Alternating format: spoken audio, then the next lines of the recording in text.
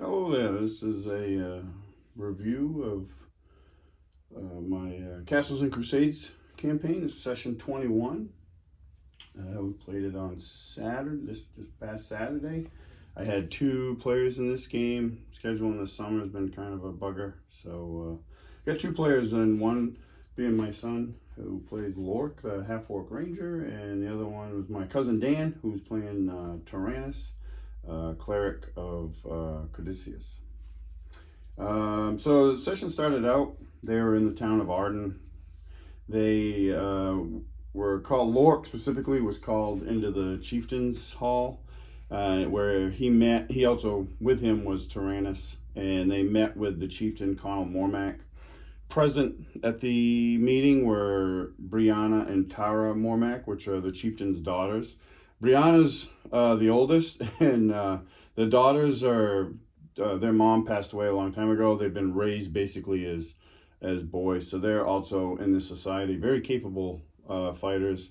And a little side history, or past history, the reason Barry, way back in the Goblin King adventure, where they went into the mines to take down the Goblin King, the reason he got tasked to do that was because he got in trouble because he was messing around a little bit with Brianna Mormac. So the chieftain, instead of his form of punishment was like, oh well, okay, you're going with that party to take care of that. So that took care of that, at least for now.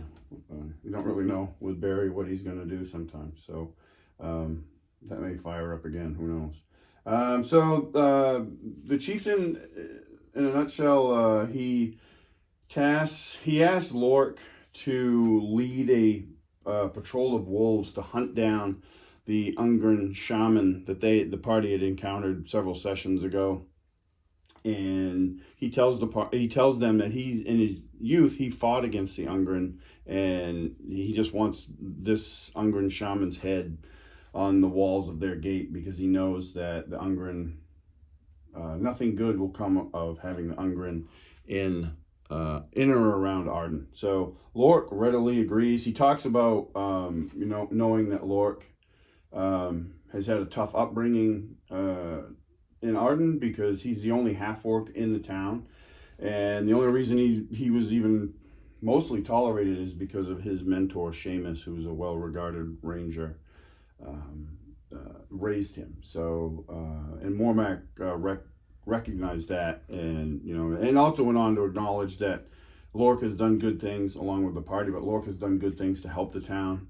Regan Scrandon, who's his number two guy, his shieldman, and the leader of the Wolves of Arden, has great things to say about Lork, because they've worked together quite a bit in past sessions, and the wolves themselves also regard Lork very well.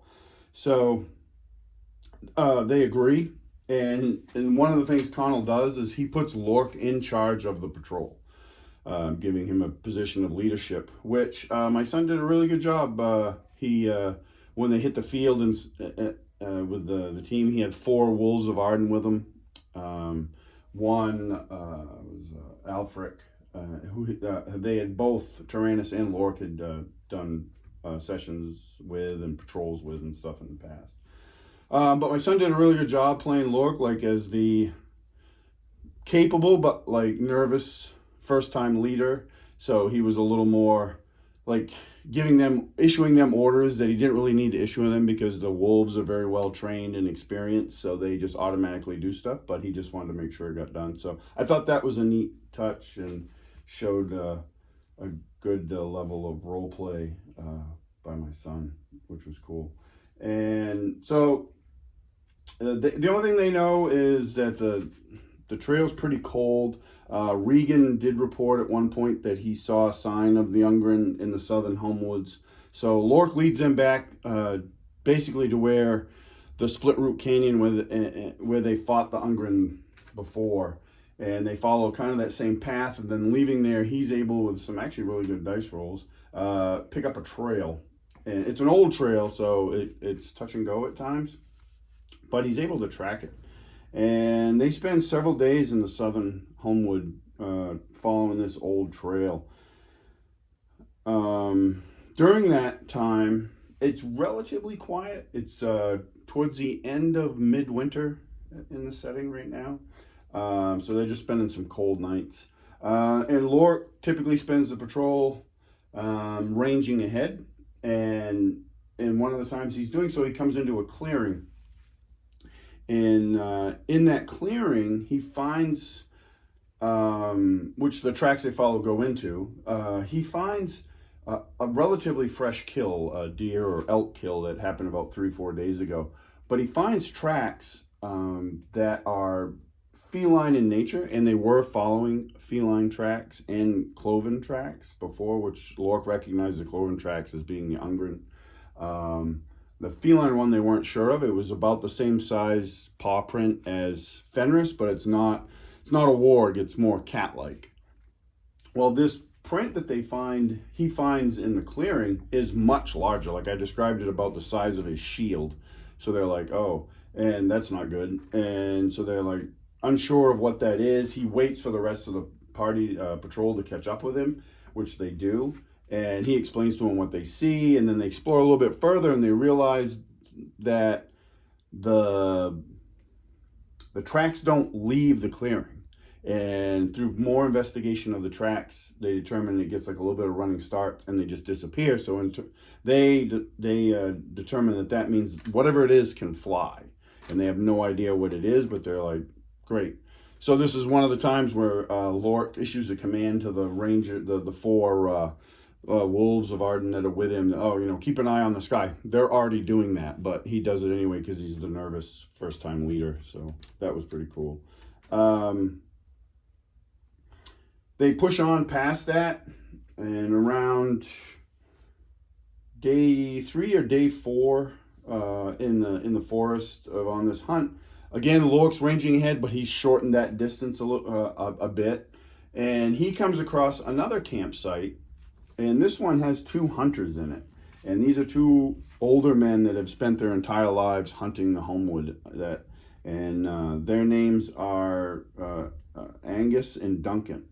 And Angus is the talker of the 2. Duncan just kind of communicates and grunts and nods, and he doesn't say much. But they're familiar with, they see Lork, who can move utterly silent thanks to his boots, but it doesn't make him invisible. So they do spot him as he tried to sneak in, and a little bit of discourse happens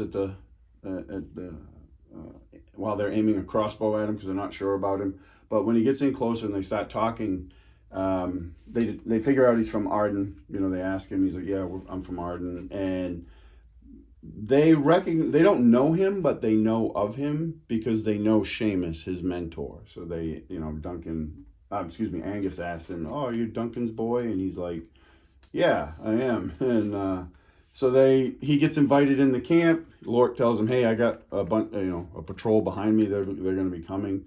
They all come into camp. Their eyes get raised a little bit because Lork had gone up there without Fenris. So when Fenris shows up, that kind of alarms him a little bit, but that gets calmed down, and Fenris goes about his business of hunting and ranging around. They end up spending the evening at the camp with Angus and Duncan, and the wolves start trading with the 2 hunters for little small incidentals, like stuff that they might need that they don't normally have obviously don't have out here in the woods. These 2 guys, they typically hunt, trap, and then they bring their stuff either to now the mining town, which is in operation, or Arden if they're closer, and trade it, and then they head back out. They don't want to live in towns, so they stay out. They have a cabin out in the Hulmwood, and they stay out here full time. They end up spending they do talk to the 2 hunters about the strange big paw print that they saw.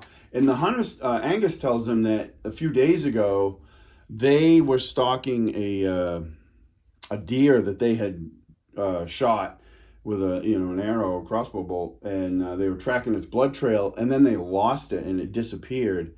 and something they think like that snatched it up. So they're kind of familiar with it. They go on to ask him about if they'd seen anything other than that out of the ordinary going on, and Angus tells them that, yeah, they did see recently black smoke coming from a place they called Undin Mar, and that Undin Mar is to the west. They tell them, they tell the patrol that the Undin Mar is towards the west, and it's at the base of the Blackburn Mountains, and they don't go over that way because the hunting's not good and it's dangerous country, but it was weird that black smoke was coming from there. So they head that way the next day at the break of, when they break camp. Lork leads them to that spot without much difficulty, and so they get to here, which is out here, what you see on this the field here. Undin Mar turns out to be a ruined keep at the towards the base of this mountain range. And as they sneak up, they do see the fires, and the fires are coming from that effigy in the middle. And when they get closer to that effigy, Taranis recognizes it as an effigy to Meldeth, which in my setting is a demon lord.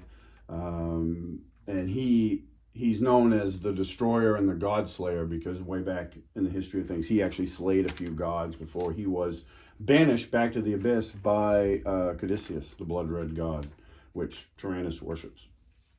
So Taranis and my cousin Dan are immediately interested in that, and they see some ungren out in front of it worshiping it. So Lork sneaks around to the backside of the keep on his own with Fenris, I think, and he sees. Let's see if I can move this over here without disrupting nearly everything. He comes around this backside, and he's doing pretty well, but he ends up again failing a hide stealth. He can move silently, but he isn't invisible, so it's not a gimme that he can just hide all the time. But he sees this guy here, which is like the biggest ungren that he's only fought him a little bit, but I don't know if I can get that to come into focus, but I'll do a different video afterwards on the terrain and stuff I use. But he sees this guy. This guy's massive. And he also, up here, he sees the ungren shaman. So Lork gets into a fight with that guy pretty much immediately. Him and Fenris with Taranis and the rest of the wolves fighting the ungren out front. So we'll go back out front here for a little bit and focus on that. And so they start off with a volley of arrows, which is mostly successful. They do some pretty good damage, the wolves do. Taranis he doesn't have a bow. He has a spear because that's one of his god's favorite weapons. So he has a spear. He moves in a little closer, and he misses with his spear throw, and then they end up charging him into melee.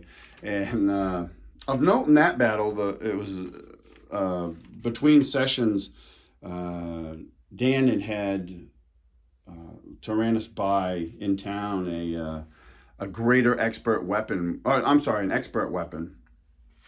Was it greater or? I don't remember. It was either greater expert or expert weapon. Anyway, it gives them a bonus to hit, and if it's a greater one, it gives them a bonus to hit and damage. Costs extra money.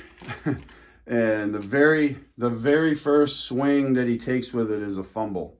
And we roll on the chart, one of the optional rules, and the result is a broken weapon. So the very first swing with this weapon, he breaks it across one of these ungren's swords. It shatters. So there was some jokes made about the shards of Narsil and him having a broken weapon. So they get into this fight here while Lork is fighting in the back. It goes pretty well. The wolves keep hammering them with the archery, and the ungren taken down pretty quick. Taranis actually gets a killing blow on the one he's fighting. He stabs the ungren in the neck with his broken sword, and then they hear this battle happening behind them because that big ungren champion is just roaring, and So they know something's going on, so they start rushing to help Lork. The wolves go off this way around to the right, and Taranis actually goes this way and goes by this. I think that's how that played out, because I know he goes over here, and this turns out to be a shrine to his god, an old shrine to his god. There's a pool there, and it looks like the ungren have tried to deface it, but they weren't really that successful. And the most damage that it has is just from weather and time. But we go back here, and Lork is in a pretty good fight over here, which the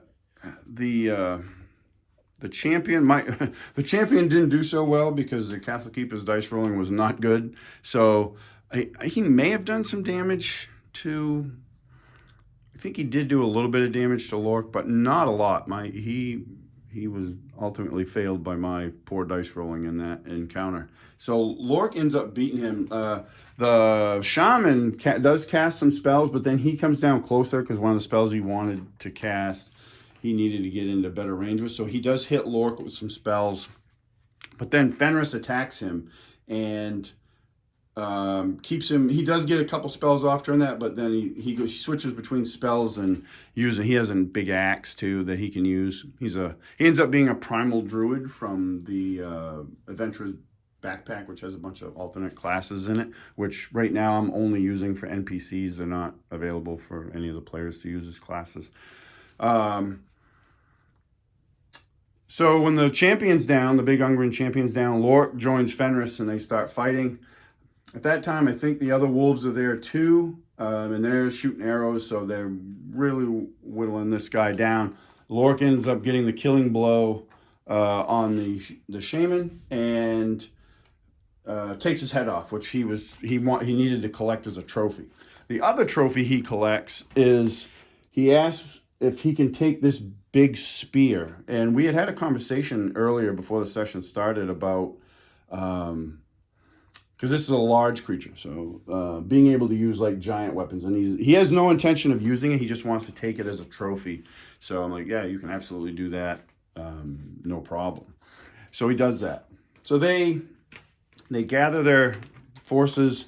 They do some healing. I think Lork might have got some healing. Maybe I don't remember who else. Maybe some of the wolves and even Taranis got hurt. I don't remember. I know I missed Taranis a bunch. He upgraded his armor too, so he fared pretty well in this adventure, especially compared to one of the last ones he was in when they were in the Underdark, and he nearly got killed because he got hit with a crit like in the very first round of combat towards the end of the session and took him out. So they're searching this place. The ungren, this seems to have been their kind of like last stand, so they don't have really much of anything that's worth anything. They lost that stuff in their cave in the Split Root Canyon when the party drove them from it. But they do find,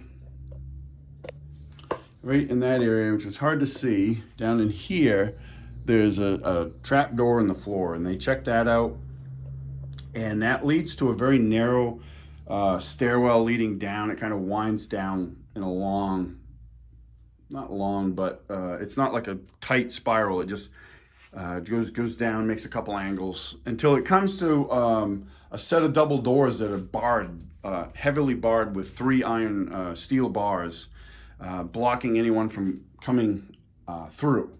So they're like, well, we gotta go check that out. So that leads them, they do that, and they find themselves here. And they come in through up here, Lork leading the way. All the wolves and Taranis are human, so they have to have torches because there's no light in here. So Lork moves ahead a little bit to be able to use his dark vision and not have it washed out by the torchlight. And he leads them all the way down here. He gets down here, and they encounter a large brown bear in this cave. And so they end up attacking the bear, and all of them, Lork, Taranis, the wolves, are all in this cave. Whoops, so you can see it down here. And the fight's going pretty well. Again, my dice rolling is not good, so the bear is not doing as good a damage as he could be. And it was going real well until this guy came out of this area after a round or two. And this is, I'll try to get a better thing of this later, but this is a big troll. And it comes out and it starts laying into the wolves. It ends up, they were positioned so there was a wolf, whoops, sorry, the back-to-back here. Sorry for that camera angle. I'm trying to move this thing around. We named two of the wolves. They were Frey and Froman, and they were brothers. And the troll comes out and just starts laying into them. And I think it was Froman.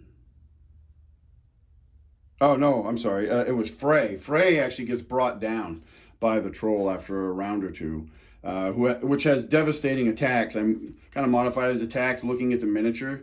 I used the Scandinavian troll stats that are in the Monsters and Treasure book. So he's tough. And, I gave him a weapon attack. And he also got one claw attack because he has a claw free, a hand free. And he got his bite attack, which this miniature has some really large tusks, so we called it a gore attack. So he brings down Frey, and his brother Froman steps up over him to defend him. And Lork has fought trolls before, so and he does notice as they're hitting him or hitting it that some of the damage is being healed. So he knows that it'll regenerate like other trolls. So he yells out that they need, we need fire.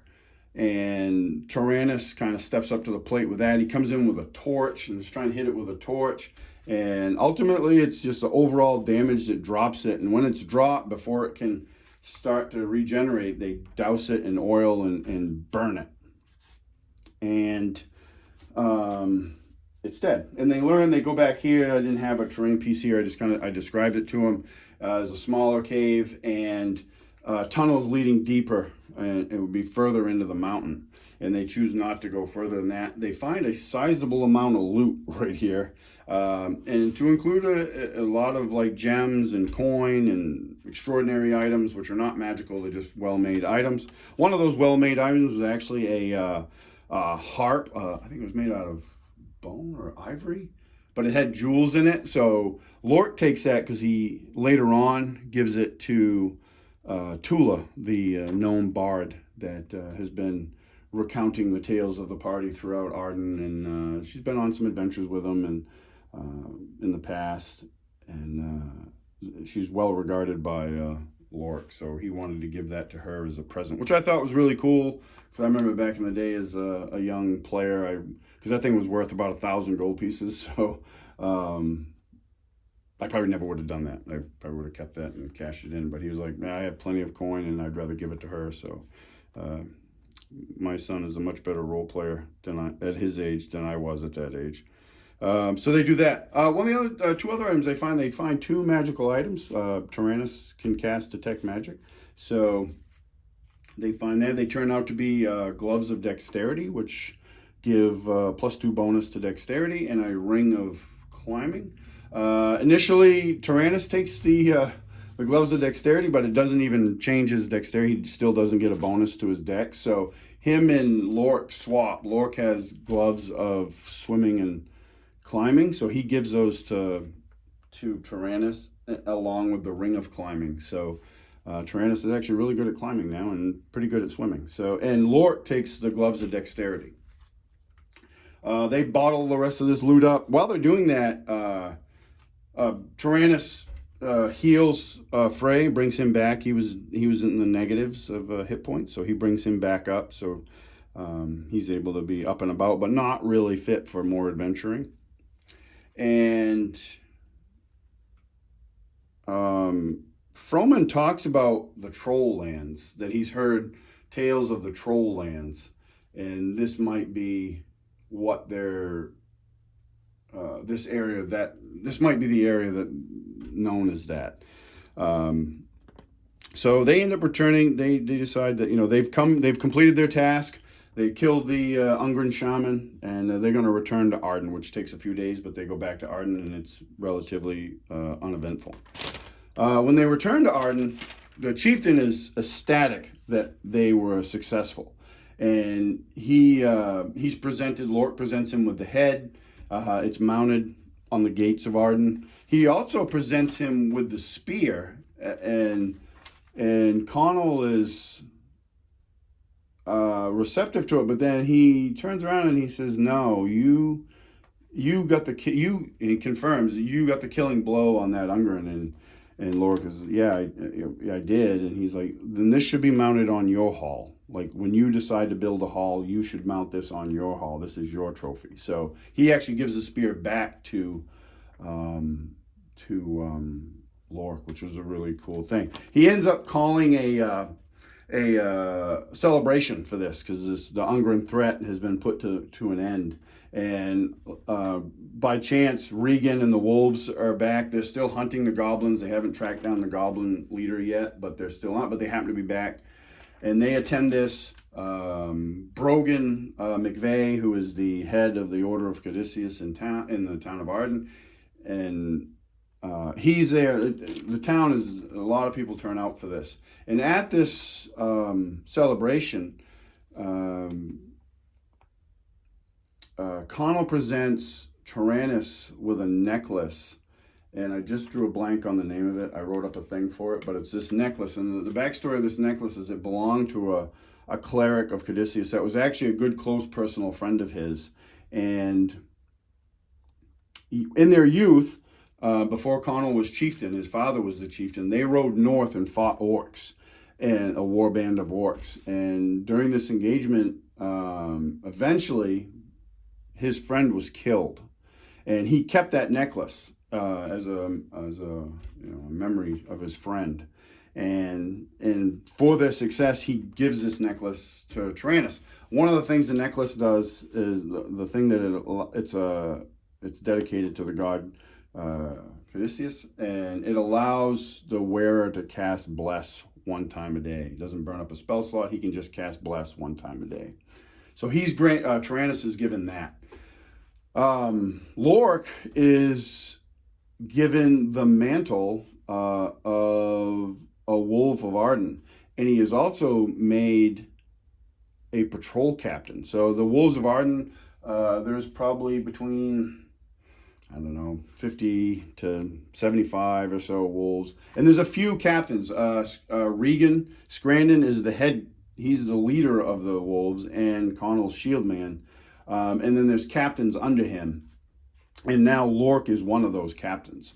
So, and Connell talks about to the members of this that are attending this celebration about how Lork has proven to be a defender of the town of Arden, and he is one of them. So he has this level of acceptance that he's never really felt before in his 20-something years. And he's greeted, after that announcement and his appointment as a captain and patrol leader of the wolves, he's greeted by Regan, and all the wolves embrace him and welcome him to their order. And and they meet with others. Taranis meets with Brogan, who's in attendance, and Brogan tells them that Undin Mar, the ruin, was built centuries ago, and it was built to defend against the troll lands, which have been relatively quiet since then, haven't had much activity. Lork, also, Seamus attends this, his mentor. He talks to him about what they've done. And he gives, at this celebration, he gives Tula the golden harp, the harp. And I have it as a golden harp in my notes. I'll have to look at my actual game write-up to remember what it is. But there was a lot of... The dice were really nice to them in the treasure roll-up, because I rolled a treasure randomly, so they were really generous. It was really generous to them this time, so it was good.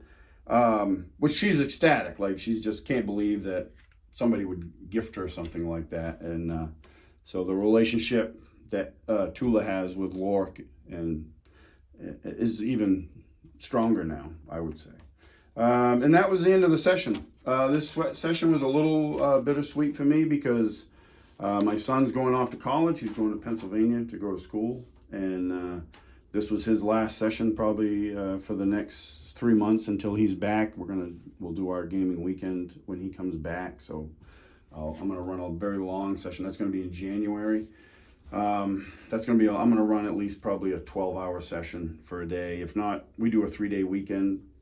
As much of our group that we can get together, and I'm gonna take one of those days and run a full day, probably 12-hour session. If not, maybe 2 days. I don't know. It depends on how things shake out at that time. But so it was a little bittersweet because he's been at our table for, I want to say, close to 10 years, and I've watched him grow from being just a kid that wanted to kill monsters and loot them to one of the best role players I've ever played with, and a really great addition to the table. I have a ton of fond memories of playing a game on a weekend with him and then driving him to school that Monday, and all we would do is talk about the game. And he was, even at a young age, he grew to be very inquisitive and into it, and go for like a deeper meaning of it very, very early on. Like, he picked up role playing way sooner than I ever did. So yeah, I'm gonna miss having him at the table. But it was a good session, and he felt that it was a really good send off for Lork, and we can actually use, now that he's a patrol captain, to explain like his absence from the sessions that he's gonna miss coming up. So yeah, it was a really cool session. Session 21. Still loving Castles and Crusades, the system. We've been joking about Taranis' fumble ever since it happened, because that's one of the ones you're going to remember. But it was great, and I will be doing a terrain overview video so you guys can get a better look at the terrain. This was a little shaky, I apologize. But yeah, thanks for watching.